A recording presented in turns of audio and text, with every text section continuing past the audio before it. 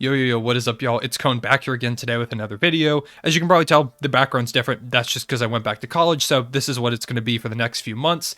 But we have reached the halfway point in the NBA season. It feels like it was just yesterday that the season was starting, that we came in with all these expectations, and now that we're about halfway through, I feel like it would be kind of fun to go through some of my takeaways from this first half of the season. This is not all of them. I only could pick 10 because I didn't want to make this an hour-long video, so here are 10 of my takeaways from this first half of the NBA season. Let me know what you think about these takeaways in the comment section below, and give me a takeaway whether it's about your favorite team or just the NBA as a whole through this first half of the season in the comment section below. Also, make sure to leave a like and subscribe. Let's see if maybe we can hit 50 likes on this video. So, starting off, my first takeaway from this first half of the season goes to the Memphis Grizzlies, and it's that I think Ja Morant is a future MVP. The way that he's been playing, the kind of trajectory that the Grizzlies are on, it feels like this season is a pretty big breakout year, but next year I think could be the year where, after another year of experience, maybe they bring in another established player or two because people see how good this Grizzlies team is becoming. I think the Grizzlies are poised for a massive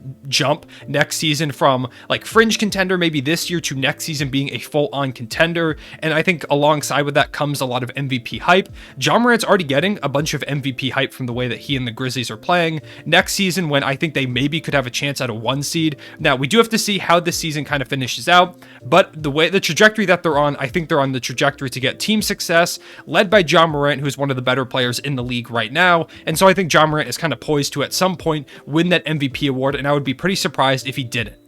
Number 2, the Lakers, as currently constructed, are not contenders. They're just not.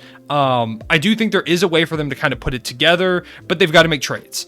I think that Taylor Horton-Tucker is going to be gone. I think they're going to trade some of their lower level contract guys, maybe like a Ken Bazemore who doesn't play anymore. They've got to go out, get some solid wings that can both defend and shoot and aren't like 48 years old like the rest of the roster kind of is. They need a solid backup big as well. They really don't have one at this point. LeBron has played some pretty good center minutes, but you can't have LeBron playing center all the time. He's 37 years old. So you've got to go out, you've got to make some moves. Hopefully Anthony Davis can get healthy. They don't really have the potential to make a lot of bigger moves because they're so contractually capped due to Russell Westbrook, Anthony Davis, and LeBron all making max contracts. So they've got to make it work with kind of minimum level guys, which was always the problem coming into the season. So we'll see how it goes, but for right now, kind of just the way that they are, they don't seem like contenders, which is kind of crazy to say about a LeBron James team. They could turn it around, but I'm 100% sure that moves are going to be made and moves need to be made for this team to win a championship.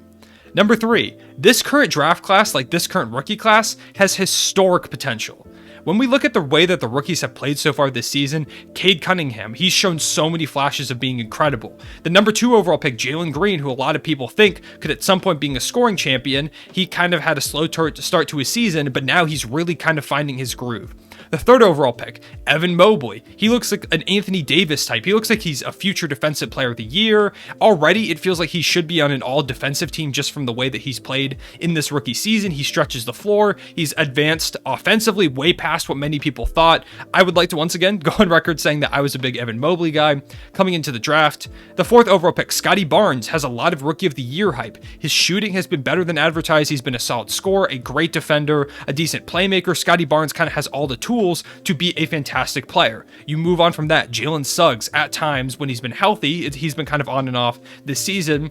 While he kind of had a rough start to his season, now he's showing a lot of defensive potential, and he's a guy that many people think could be like a Drew Holiday type at some point in his career if he hits his ceiling. And even beyond that, he could be much better. You look at Josh Giddey on the Oklahoma City Thunder, my favorite team. He's doing fantastic things, a great rebounder, some of the best vision I've ever seen from a player his age. His offensive game is coming along. You move past that, you go to guys deeper in the draft, like, once again, I'm going to go to the Thunder. Trey Mann, he looks great. Jeremiah Robinson-Earl, Alperen Şengün looks like he has a lot of potential for the Rockets. Ayo Dosunmu on the Bulls has been huge for them. Nashawn Highland, Bones Highland for the Nuggets, he's been great. You look at so many different players in this draft. Franz Wagner is playing great. Jonathan Kuminga has shown so many flashes. There are just so many guys in this draft, and that's not nearly all of them that I could mention. You have like a Herb Jones, who is a guy that nobody really expected to be super productive up to this point, and he has been. Davion Mitchell.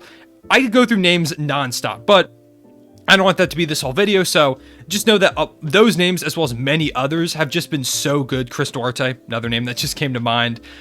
Just this rookie class is really showing out in a big way to start their careers, and this is a draft class that, coming into it, a lot of people said it was kind of mainly a three-man draft, with Cade, Jalen Green, and Evan Mobley up at the top, and then kind of it fell off a little bit, but still a decent draft. That looks to not at all be the case. It looks like this is a super deep, really well-established draft class with so many guys making impacts very early in their career. Number 4, this is going to be one of the closest MVP races of all time. How often in an NBA season do we reach the halfway point and it feels like there's like 7 candidates that could win the award? I said this in a previous video, but looking at like the top 7 guys, I think like Curry, Embiid, Jokic, Giannis, Kevin Durant, DeMar DeRozan, Ja Morant, maybe even like a Devin Booker on the Suns. There's just so many guys that I feel like could win this award this season. And I feel like typically by this point, we've got like 3 guys that it kind of, and like maybe like a couple dark horses, but at this point, it feels like it is so wide open for anyone to come in and take this award. And I'm super excited to see how it finishes out. If you're asking who my favorite is right now, it's probably Giannis, with like Joel Embiid right behind him. Nikola Jokic also there. Kevin Durant is dealing with an injury, so he's probably going to fall off kind of a lot of people's ladders. Steph Curry, I think, could make a statement in these next couple games after going through a slump. But overall, I just have no idea right now who's going to win MVP, and that's kind of awesome. At number 5, Erik Spoelstra, coach of the Miami Heat, is the best coach in the NBA. This is something that I think a lot of people have kind of somewhat known for a little bit, but I just kind of want to make it known on my channel. Erik Spoelstra is the best coach in the NBA. The Heat right now are very much in play right behind. I think they're only like a game and a half back of the 1 seed right now in the Eastern Conference, despite dealing with so many injuries over the course of this season. Bam Adebayo and Jimmy Butler have hardly even played a lot of this season.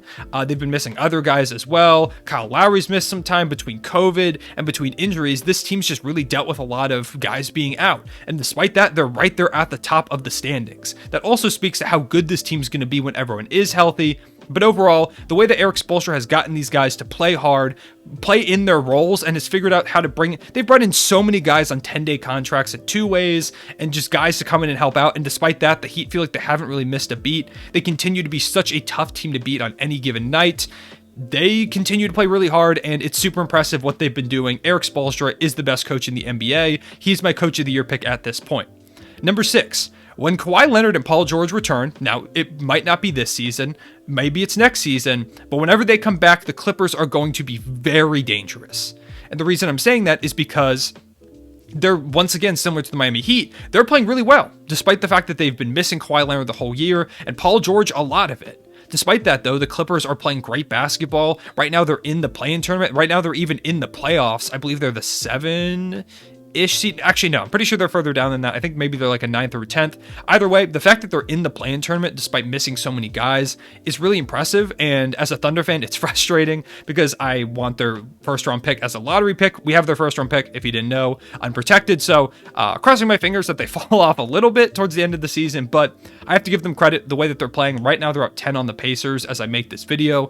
They continue to play hard, and I think this experience that especially young guys like a Brandon Boston and like you talk about like an Amir Coffey as well as another guy, a Terrence Mann, so many guys that are getting such big opportunities due to all of the injuries on the team, and they're stepping up in a super big way. I think that's going to be super valuable when the team is trying to compete, and I think the Clippers, in the end, this kind of weird season that didn't end up happening and being a contending season for them could end up benefiting them in the long term because of the developmental minutes that those young guys are getting and just how much this team is really finding an identity. Number 7 is that the Eastern Conference is better than the Western Conference. It is true at this point. In the West, the teams that I kind of see that could win it right now, it's like the Suns, the Jazz, the Warriors. Those are like the 3 teams. Maybe like the Grizzlies are a dark horse. You could see a team like the Lakers figuring it out after they make some moves. But right now, I kind of see those 3 teams as like the upper echelon. And even so, I think the Suns and the Warriors are kind of on a tier of their own at this point.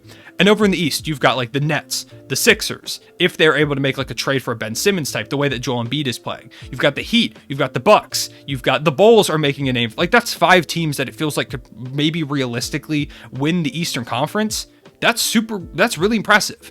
And even as you go further down, there are more teams in the Eastern Conference, like the Charlotte Hornets, that even though they're terrible defensively, are a super fun offensive team that I think could find their stride. I think the Celtics could find their stride. The Atlanta Hawks have been super up and down, but I think after they make a couple moves, they're going to rise back up. The East is just so competitive at this point, and I think right now, for a long time, the West was considered the much better conference. I think that's flipped.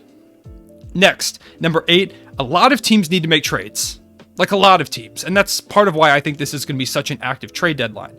A lot of teams that I just mentioned, we mentioned the Lakers earlier, they've got to make moves. The Hawks have been disappointing. They've got to make moves. The Knicks, they're falling off from what they were supposed to be and what they were last season. So I think they could make some moves as well. You look out west, maybe the Grizzlies make a trade to kind of capitalize on this. Maybe the Bulls back east make a trade to capitalize on the momentum that they have. The Nets, I think, could make some moves. There are just so many teams that I feel like are going to make moves. Like, I can think of every single team, I can think of a move that they could make. There are the Pacers, who are rumored to be blowing it up. You've got the Kings, who they've been rumored to maybe be wanting to deal De'Aaron Fox. There's a lot of big names on the market, and so I think a lot of trades are going to go down, and I think a lot of teams kind of see themselves as maybe needing to make a couple moves to reach the level that they want to be. Number 9, as I mentioned them before, talking about the Phoenix Suns. The Phoenix Suns were not a fluke.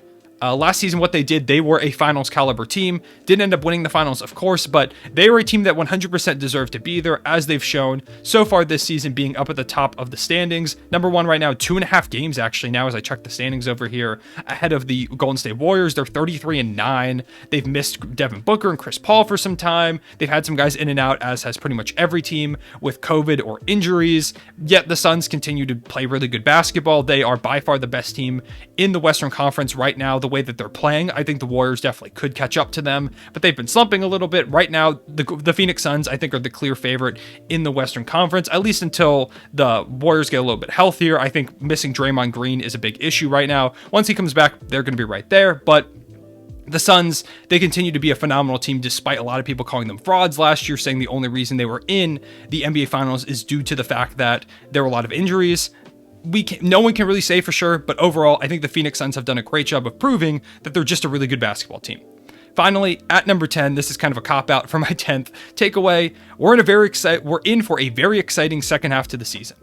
I think between the intense MVP race, all the parity, like all the different teams that could win, you've got players coming back, you've got potential comebacks, maybe like Kawhi Leonard and Paul George try and make a comeback for the Clippers. You've got the Lakers, can they come back? The Golden State Warriors with Klay Thompson come back. Are they going to be beatable once they kind of start clicking on all cylinders? In the Eastern Conference, could the Heat make a run? Could the Bulls, the Nets, the Bucks? There's just so many great narratives. The Cavaliers coming and popping off out of nowhere this season. There are so many great narratives and great ways that this season could finish out that I think we're in for an amazing second half to the season. Both regular season and the playoffs, the play-in tournaments are going to be amazing.